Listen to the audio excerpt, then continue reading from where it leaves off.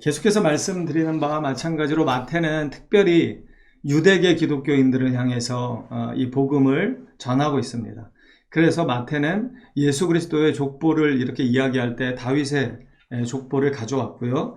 그리고 계속해서 구약의 성취 인용구를 사용하고 있습니다. 오늘 특별히 15절 또 18절 23절 세 구절을 통해서 구약의 말씀이 지금 예수 그리스도를 통해서 이루어져 가고 있음을 우리에게 분명히 또 선포하고 있습니다. 13절부터 보시면은요, 13절에 이렇게 말씀하죠. 그들이 떠난 후에 주의 사자가 요셉에게 현몽합니다. 그러니까 이렇게 하나님의 직접적인 은혜가 임하게 되는데, 헤롯이 아기를 찾아 죽이려 하니까 일어나 아기와 그의 어머니를 데리고 애굽으로 피하여 내가 너에게 이르기까지 거기 있으라, 이렇게 말씀합니다. 피할 수 있는 길을 하나님이 예비하십니다. 고린도전서의 말씀처럼 사람이 감당할 시험 밖에는 너희가 당한 것이 없다고 이렇게 말씀하는데, 마치 하나님께서 지금 그 피할 길을 예비하시고 그 길을 인도하시는 장면이 13절에 기록되어 있습니다. 여기 13절 끝절에 보면 내가 너에게 이르기까지 거기 있으라, 이렇게 말씀하는데, 그러니까 돌아올 날도 알게 하시겠다는 의미가 여기 담겨 있습니다. 그리고 우리가 아는 것처럼 우리 본문에 보면 20절에 보십시오. 일어나 그 19절에 헤롯이 죽은 후에 주의 사자가 애굽에서 요셉에게 또다시 나타납니다. 하나님의 직접적인 간섭하신 은혜가 주어지는데, 20절에 보시면 일어나 아기와 그의 어머니를 데리고 이스라엘 땅으로 가라. 아기의 목숨을 찾던 자들이 죽었느니라. 그러니까 도망갈 때와 길을 열어두셨을 뿐만 아니라 다시금 돌아올 때와 그 길을 하나님은 알려주시고 계십니다. 우리의 삶의 모든 필요를 하나님은 채우시고 우리의 길을 인도하신다는 것을 우리는 이 본문의 말씀을 통해서 알아야 합니다. 예수님에게 그렇게 그 길을 열어주셨다 하나님은요, 예수님은 우리의 맏아들이 되게 하셨고 예수님은 우리의 삶의 모범이 되게 하셨습니다. 그렇다면 하나님께서는 지금 우리의 삶 가운데서도 언제나 이렇게 인도하시고 안전한 길로 예비하신다는 사실을 기억해야 합니다. 그래서 14절에 보면 요셉이 일어나 밤에 아기와 그의 어머니를 데리고 애굽으로 떠나갑니다. 여기 일어나라고 이야기하죠. 그리고 13절에서도 죽이려 하니까 일어나 아기와 그의 어머니를 데리고 가라고 이야기합니다. 여기서 이 일어나라고 하는 단어는 아주 급하게 그 말씀에 순종하라는 의미가 담겨 있습니다. 그러니까 지체하지 말고 지금 바로 당장 일어나라는 것이죠. 아브라함이 창세기 22장에 보면 하나님께서 내 아들 독자 이삭을 모리아 산으로 가서 바쳐라 이렇게 했을 때 아브라함이 어떻게 합니까? 아침에 일찍이 일어났다라고 하는 표현이 있습니다. 그것은 지체하지 않고 하나님의 말씀에 전적으로 순종했다는 것을 우리에게 보여주는 구절인데, 오늘 이 13절의 말씀도 마찬가지입니다. 일어나 아기와 그의 어머니를 데리고 가라 이렇게 말씀했을 때 14절에 보면 요셉이 일어났다라고 표현합니다. 일어나서 밤에 아기와 그의 어머니를 데리고 애굽으로 떠나갔다라고 이야기합니다. 이 베들레헴으로부터 이 애굽까지는 약 120km 정도 거리인데, 산모, 이제 출산한 그 산모와 이 아이를 데리고 이 밤에 120km를 떠난다는 것은 대단히 어려운 결정입니다. 그럼에도 불구하고 요셉은 하나님의 이 직접적인 간섭하심과 인도하심을 전적으로 순종했습니다. 그 길만이 아기와 어머니를, 아내를 안전하게 피신시킬 수 있는 유일한 방법이라는 것을 깨달았기 때문이죠. 마치 요셉이 가만히 끊고자 해서 마리아를 찾아가려고 했다가 하나님의 사자가 그에게 임해서 성령으로 잉태된 아기라 이렇게 이야기했을 때 그가 마리아를 데리고 결혼한 다음에 어떻게 하냐면 동침하지 않기까지 그렇게 적극적으로 순종했던 이 요셉의 모습을 우리는 볼 수 있습니다. 반면에요, 창세기 19장 14절에 보면은요, 그 소돔과 고모라가 멸망당할 때 아브라함이 롯을 찾아오죠. 그리고 롯이 그 소식을 듣고 그 딸들과 결혼하기로 작정한 예비 사위들에게도 그 말씀을 전합니다. 그래서 너희는 일어나서 이곳에서 떠나라 이렇게 이야기하는데, 그 사위들이 이 장인의 간곡한 부탁을 어떻게 받아들였냐면 농담으로 여겼다 이렇게 성경은 기록합니다. 여러분, 하나님의 이 간섭하심과 하나님의 음성을 농담으로 여기는 이 어리석은 죄 때문에 결국 그들은 멸망합니다. 되돌릴 길이 없는 것이죠. 하나님께서 적극적으로 우리의 삶 가운데 간섭하시고 개입하시고 인도하시고 이끌어 가시려고 하는데 거기에 우리의 믿음이 반영되지 않으면, 그리고 그 말씀을 가볍게 여기면, 농담처럼 여기면 우리는 죽을 수밖에 없다는 사실을 기억해야 합니다. 그럼에도 불구하고 오늘 본문에 나오는 이 요셉은 너무나 현명했습니다. 그래서 15절에 보면 헤롯이 죽기까지 거기 있었다 이렇게 기록합니다. 하나님이 말씀하실 때 떠나고 하나님이 말씀하실 때 가는 것입니다. 이것이 우리의 인생을 가장 성공적인 인생으로 이끌어가는 유일한 방법입니다. 하나님이 명령하실 때 멈추는 것, 이것이 지혜이고 믿음입니다. 하나님은 우리가 그렇게 살아가기를 바라십니다. 오늘 본문을 통해서 이 아기 예수를 어떻게 보호하고 있는가? 오직 하나님의 말씀에 순종하고 있다는 사실을 우리는 기억해야 합니다. 그래서 15절에 보면 헤롯이 죽기까지 거기 있었으니 이는 주께서 선지자를 통하여 말씀하신 바 애굽으로부터 내 아들을 불렀다 함을 이루려 하심이라. 그러면서 마태는 구약의 인용구 호세아 11장 1절의 말씀을 인용합니다. 호세아 11장 1절의 이 말씀은요, 호세아가 그냥 했던 이야기가 아니라 결국은 애굽으로부터 하나님이 이스라엘을 사랑하셔서 이스라엘을 그대로 내버려 두지 않고 구원해 내시는 이 구원의 역사를 호세아가 이야기한 것이거든요. 그러니까 마태는 이 호세아 말씀을 인용하면서 무엇을 이야기하고 싶은 것이냐면 하나님의 끝없는 사랑을 이야기하고 싶으신 것입니다. 애굽에서 종살이하던 그들을 구원해 내시고 그 광야길을 통해서 결국은 자유의 땅 가나안으로 이끌어내신 하나님의 사랑은 결국 지금 아기 예수로 오신 예수 그리스도를 통해서 완전하게 성취되고 있다는 것을 마태는 이야기하고 싶은 것입니다. 하나님의 사랑이 예수 그리스도를 통해서 완전하게 드러났다, 이것을 이야기하고 싶은 것이죠. 그래서 애굽으로부터 내 아들을 불렀다 함을 이루려 하심이라 이렇게 마태는 이야기합니다. 그러면서 16절에 보면은요, 이에 헤롯이 박사들에게 속은질합니다. 이게 사건이 시대순으로 돼 있지 않은데 그들이 도망갔고 헤롯이 죽기까지 기다렸다고 그랬잖아요. 그런데 16절에는 이 동방 박사들에게 속았다는 것을 깨달은 이 헤롯의 상황이 등장합니다. 그러면서 심히 노하여 사람을 보내어 베들레헴과 그 모든 지경 안에 있는 산의 아이를 박사들에게 자세히 알아본 그때를 기준하여 2살부터 아래로 다 죽였다 이렇게 기록합니다. 너무나 잔인하죠. 에돔의 피를 갖고 있는 이 혈통적 자격지심, 열등감을 가지고 있는 이 헤롯은 예수 그리스도의 메시아 되심, 그리스도의 왕 되심을 인정할 수가 없었습니다. 거기에 전전긍긍했고 결국은 2살 아래로 다 죽이는 엄청난 죄악을 저지르는 것이죠. 그런데 이것 또한 구약에 이미 선포된 말씀이라는 것을 마태는 이야기합니다. 18절에 보십시오. 18절 함께 좀 읽어볼까요? 시작. 라마에서 슬퍼하며 크게 통곡하는 소리가 들리니 라헬이 그 자식을 위하여 애곡하는 것이라. 그가 자식이 없으므로 위로받기를 거절하였도다 함이 이루어졌느니라. 창세기에 보면 라헬이 베냐민을 낳다가 죽죠. 산고의 고통을 이기지 못해서 죽는데 그 라헬의 이야기를 마태가 갖고 옵니다. 그러면서 이 마태가 시적 인용구를 통해서 이 당시에 이 말씀은 결국은 바벨론 포로로 끌려가는 그 이스라엘을 향해서 이 무덤 속에서 라헬이 보고 있었다면, 그 자신들의 죄로 인한 이 이스라엘 백성들이 포로로 끌려가는 상황을 보고 있었다면 이렇게 통곡했을 것이라고 시적 인용구를 사용하고 있습니다. 그러면서 그 라헬이 자식을 위해서 아주 슬퍼하는 것처럼 그렇게 슬퍼할 것이다 라고 이야기하는 것이죠. 이 상황은요,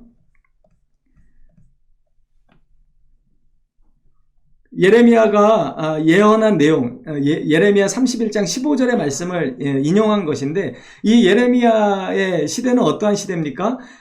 여호와 김 초기 시대입니다. 그러니까 결국은 바벨론에 의해서 멸망당하기 바로 직전의 상황인 것이죠. 그러니까 이 상황을 인용하면서 마태는 지금 바벨론의 포로로 끌려가게 될 이스라엘 백성을 바라보면서 라헬이 살아있었다면 아주 가슴 아파 통곡했을 것이라는 이 말을 하고 있는 것이죠. 그래서 이 어머니가 흘리는 눈물을 이렇게 시적으로 드러내는 것입니다. 여러분, 2살 아래 아이들이 죽임을 당할 때 그 어머니들이 어떻겠습니까? 그 요게벳의 노래라고 하는 그 모세가 태어났을 때 그 2살 이하의 아이들, 그 3살 이하의 아이들을 다 죽이잖아요. 그래서 모세도 결국은 어머니 요게벳이 그 아이를 강물에 던질 수밖에 없었던 그런 상황이 펼쳐지는데, 그때 이 어머니들의 마음이 어땠을까요? 아이를 잃었던, 멀쩡한 아이를 이 권력의 힘에 의해서 죽임을 맞는 것이죠. 얼마나 가슴 아팠을까요? 그것을 지금 마태는 이야기하는 것입니다. 하나님의 사랑을 라헬의 이 사랑에 견주어서 이렇게 표현하고 있는 것이죠. 하나님은 그만큼 우리를 사랑하신다는 것을 이야기하고 싶은 것입니다. 그래서 이 구약의 말씀이 또한 이루어진 것이다, 이렇게 이야기하는 것이죠. 그러면서 헤롯이 19절에 보면 죽은 후에 사자가 요셉에게 다시 나타납니다. 그리고 20절에 보면 일어나 아기와 그의 어머니를 데리고 이스라엘 땅으로 가라, 이렇게 이야기하죠. 아기의 목숨을 찾던 자들이 죽었느니라. 이 말씀도 출애굽기 4장 19절의 말씀을 그대로 가져온 말씀입니다. 출애굽기 4장 19절에 보면 우리 한번 잠깐 볼까요? 출애굽기 4장 19절의 말씀.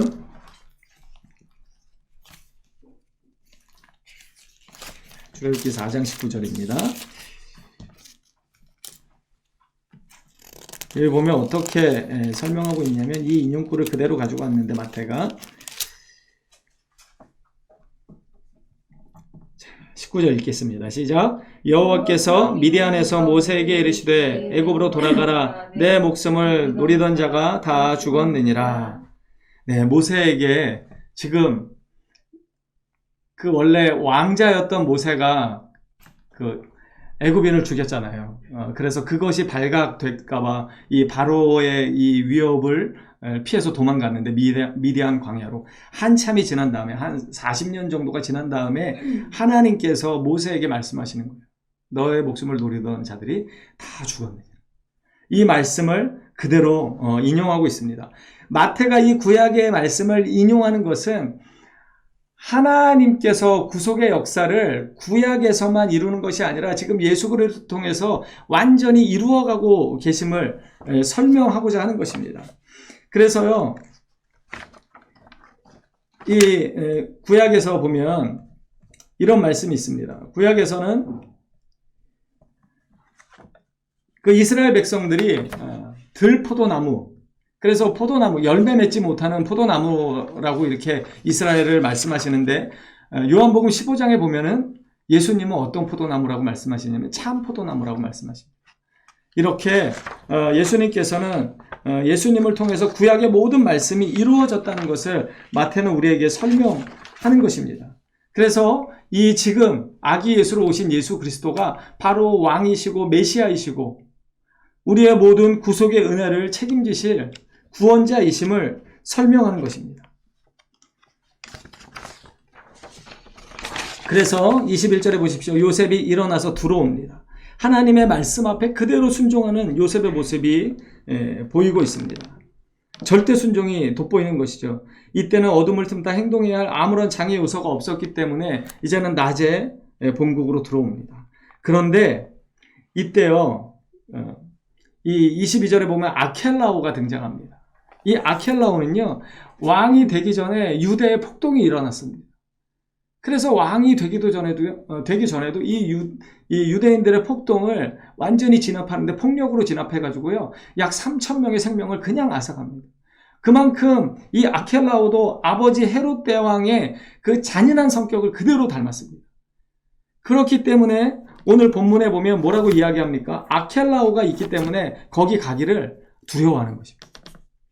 이 아켈라오는 그만큼 헤롯 대왕 못지않게 그 잔인하고 포악한 성격을 가지고 있었던 사람으로 이렇게 알려져 있습니다. 그래서 그들이 거기를 피해서 가는 것이죠. 그런데 거기를 피해서 가는데 그것 또한 구약에서 이미 선포된 말씀임을 마태는 우리에게 이야기합니다. 자, 22절에 보십시오. 그러나 아켈라오가 그의 아버지 헤롯에 이어 유대의 임금됨을 듣고 거기로 가기를 무서워하더니, 이 아켈라오의 악행을 익히 들어서 알고 있었기 때문에 요셉은 피하고 싶었던 것입니다. 그런데 이 피하고 싶었던 모든 상황들이 이미 구약에서 선포되었던 말씀인 것이죠. 헤롯 아켈라오는 유대와 사마리아의 왕이었습니다. 그리고 이 헤롯 대왕은 유언장에서 세 아들에게 영토를 나누어 주었는데 사마리아 여인 말다게의 아들 아켈라오에게는 유대와 이 사마리아 지방을 나누어 주었습니다. 그래서 이 아켈라오는 그의 아버지 헤롯 대왕을 닮아가지고 제가 말씀대로 향락을 즐기고 사치를 즐기고 아주 중요한 부분이 닮았는데 잔인한 면이 닮았던 것이죠. 그래서 반란이 일어나자마자 그는 군대를 투입해가지고 3,000명을 무차별하게 살육합니다. 그래서 마리아와 이 요셉은 이 소식을 들었고 두려워했던 것입니다. 그런데 그래서 거기 보면 거기로 가기를 무서워하더니 꿈에 지시하심을 받아 갈릴리 지방으로 나사렛으로 가게 됩니다. 그런데 이 나사렛도 이미 구약의 말씀을 이루려 하는 그 말씀이라고 23절에 말씀합니다. 23절에 보면 나사렛이란 동네에 가서 사니 이는 선지자로 하신 말씀에 나사렛 사람이라 칭하리라 하심을 이루려 함이로라. 이런 것이죠. 우리는 어떠한 상황이 발생했습니다. 그래서 그 상황을 피하기 위해서 어떻게 가게 되었는데 이 모든 상황들이 하나님이 이미 예비하신 상황이고 하나님의 구속의 은혜를 이루어 가시는 상황이라는 것을 우리가 마음에 새겨보면 하나님의 이 구속을 향한 뜨거운 열정이 한 채의 오차 없이 이루어지고 있음을 우리는 기억할 수 있습니다. 그래서 여러분 힘들고 어려운 상황에서도 우리가 낙심하지 않아야 할 이유가 여기 있습니다. 하나님은 이 모든 상황을 아시고 이미 계획하시고 우리를 인도해 가신다는 사실입니다. 마치 헤롯이 속았다는 것을 알고 계셨기 때문에 헤롯을 피해서 애굽으로 피하게 하시고 또 헤롯이 죽은 다음에는 다시금 이 유대 땅으로 불러들이시는데 이 아켈라오가 두려워서 거기를 피해서 갈릴리 지방 나사렛으로 이렇게 피난하게 되었는데 이 모든 피난함들이 하나님의 계획 속에는 다 있으셨다는 것입니다. 우리는 그저 행하는 행동들이 하나님의 계획 가운데는 하나도 빠짐없이 있었다는 사실입니다. 여러분 이것이 우리에게 위로가 되는 줄 기억하시기 바랍니다. 여러분 오늘 이 구약의 말씀이 이루어진다고 하면서 13절과 그리고 18절, 23절에 이루려 함이로라, 이루어졌더라, 이루려 하심이니라 이렇게 3번 반복됩니다. 여러분 하나님께서는요 구속의 은혜와 능력을 우리에게 이루어 가시는 하나님이심을 기억해야 합니다. 그래서요 이 힘들고 어려운 때 요셉의 입장에서 보면은요 성령으로 잉태된 이 아기 자기의 머리로서는 도저히 이해되지 않는 이 상황을 받아들이고 하나님의 말씀에 순종해서 나아갑니다. 그런데 한 치 앞을 내다볼 수가 없는 것이죠. 유대의 왕이라고 자처하는 그들은 잔악하기가 이를 데 없는 사람들입니다. 그리고 2살 아래의 아이들을 죽이라고 하는 명령을 실행했던 그런 헤롯 대왕과 그의 아들이 연이어서 왕위에 오르면서 여전히 그들의 잔악한 이 행위는 지속되고 있습니다. 그런 절체절명의 위기 상황에서 아마 요셉은 날마다 하나님의 은혜를 구하며 기도하지 않았을까 싶습니다. 그런데 그때 하나님의 음성이 계속해서 요셉에게 들려줬고 이 요셉은 그 하나님의 음성을 하나도 빠뜨리지 않고 그 마음에 새기고 그 하나님의 말씀대로 순종하며 나아갔다는 사실을 우리는 기억해야 합니다. 그리고 그렇게 순종하며 나아갈 때 한 채의 오차 없이 이 구약에서 선포되었던 하나님의 구속의 말씀들이 예수 그리스도를 통해서 이 땅 가운데 성취되었고 이루어져 가고 있음을 우리는 알 수 있습니다. 여러분 우리가 하나님의 구속의 은혜를 깊이 경험하기 위해서 무엇이 필요합니까? 요셉과 같이 순종하는 모습이 필요합니다. 하나님이 말씀하실 때 멈추고 하나님이 말씀하실 때 걷기를 시작하는 것. 때로는 두려움과 공포가 나를 사로잡지만 그래서 마땅히 어디로 가야 할지 알지 못하지만 마치 아브라함을 부르셨을 때 아브라함이 나아갈 바를 알지 못하고 나아갔다고 성경은 기록합니다.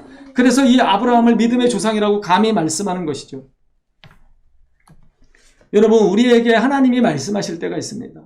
우리에게 하나님이 말씀을 통해서 여러 가지 환경을 통해서 말씀하실 때가 있습니다. 그때 우리가 믿음으로 그 말씀을 받아들여야 합니다.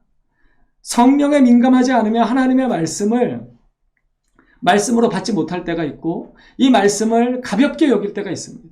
마치 롯의 사위들이 하나님의 이 경고에도 불구하고 이 말씀을 농담처럼 여겼기 때문에 죽임을 당하는 것처럼 여러분 하나님의 말씀을 소홀히 여기는 것은 엄청난 비극이고 비참한 결과를 초래할 뿐입니다.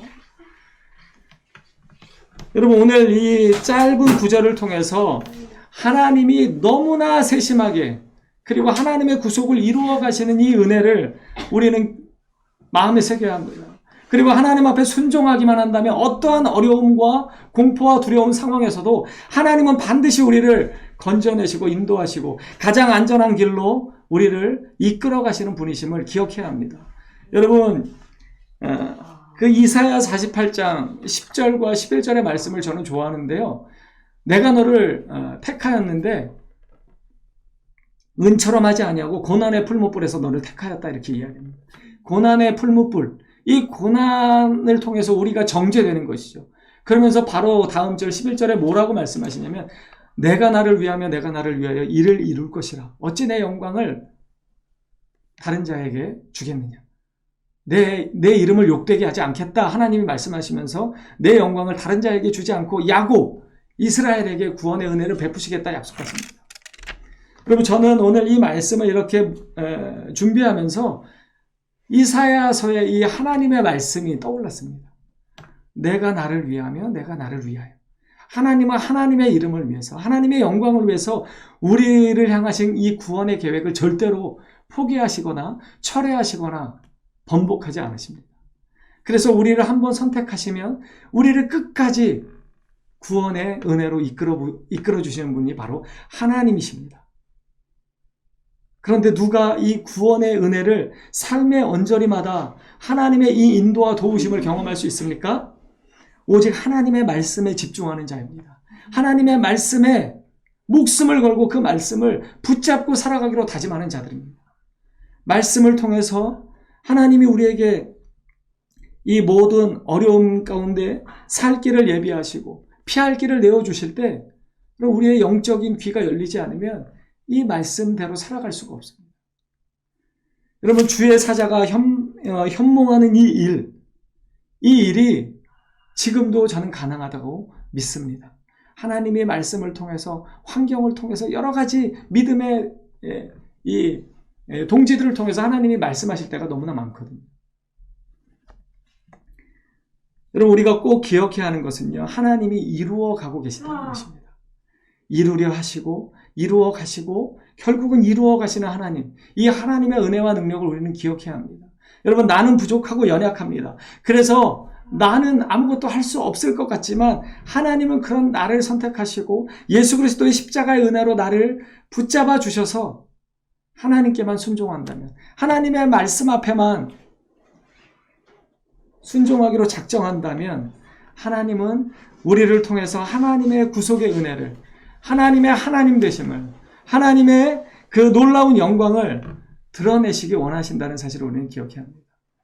여러분 요셉의 모습을 보시고 그리고 하나님의 그 주의 사자가 나타났던 것을 기억해 보십시오. 아마 어쩌면 설마라고 생각할 수도 있었을 것입니다. 제가 전에도 몇 번 말씀드렸던 것 같은데 하나님 앞에 기도하고 신학에 대한 마음이 자꾸 들어서 여러 가지 상황과 조건들이 도저히 신학을 할 수 없는 상황임에도 불구하고 자꾸 그런 마음이 들어서 하나님 앞에 기도했던 적이 있습니다. 제가 한 5년 정도를 이 부분을 놓고 기도했는데 하나님이 그때마다 말씀하셨습니다. 말씀도 주셨고 주변에 그 믿음의 선배들을 통해서도 말씀하셨고 여러 가지 이해할 수 없는 그 상황들을 만들어 가시면서 저에게 말씀하셨습니다. 그런데 그때마다 제가 어떻게 5년을 버텼냐면 설마 아니겠지. 설마 아니겠지. 그때 분명히 말씀을 받았음에도 불구하고 조금 지나고 나면 어떤 마음이 드냐면 그때는 이런 상황이었고 이런 상황이었으니까 내가 잘못 판단했겠지. 그렇게 계속 변명했습니다. 그런데 하나님께서는 결국은 말씀을 허락하셔서 그 앞에 무릎 꿇게 하셨습니다.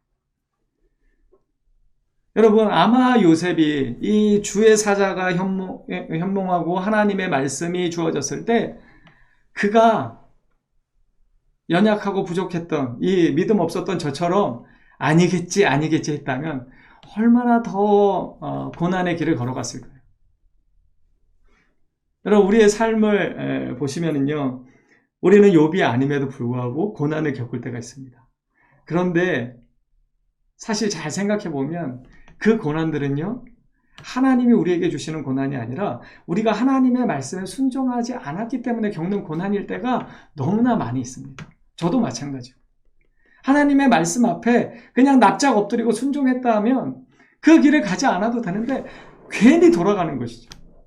여러분, 요셉의 모습을 보십시오. 120km를 그냥 떠나갑니다. 하나님이 일어나라고 그럴 때 일어납니다. 하나님이 멈추라고 할 때 멈춥니다. 하나님이 가라고 할 때 그 자리에서 일어납니다. 여러분, 헤롯이 죽기까지 몇 년이 걸렸을 것입니다. 그러면 그 이집트는요, 당시에 그 악정을 피해서 피난했던 유대인들이 많이 있었다고 해요.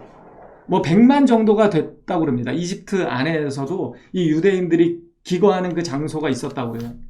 그렇기 때문에 아마 여러 가지 상황에서 보면 익숙해졌겠죠. 우리 전에 제 아는 분이 그러더라고요. 자기 아들들이 클 때 애들이 왜소하고 좀 그래가지고 전학을 안 다니기 위해서 다른 친구들은 집 팔고 뭐 이렇게 투자하고 그러는데 본인은 한 번도 그래서 이사를 안 했대요. 애들이 혹시 학교 옮겨가가지고 왕따 당할까봐 애들이 이렇게 좀 약하고 그래가지고.